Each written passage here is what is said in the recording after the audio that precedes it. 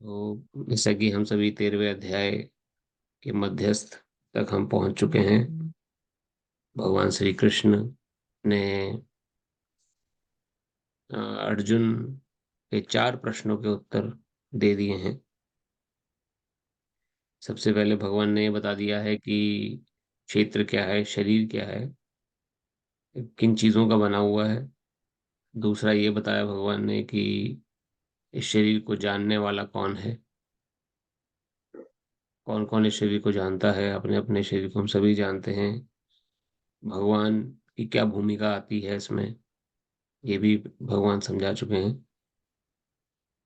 और इसके बाद भगवान ने ज्ञान के बारे में बताया कि जब हमें ये ज्ञान हो जाए कि हमें शरीर नहीं है या हमें इसकी अनुभूति होने लग जाए, तो फिर हमें क्या करना चाहिए, कौन से ज्ञान को अर्जित करने का प्रयास करना चाहिए।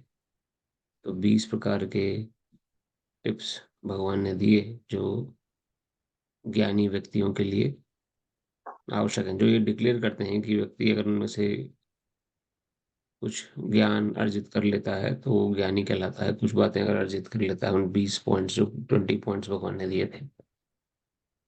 और चौथा है ज्ञेय। ज्ञेय अर्थात जानने योग्य। ज्ञान अर्जित करने के बाद हमें क्या अल्टीमेटली जानना है कि भगवान और हमारे बीच में क्या संबंध है।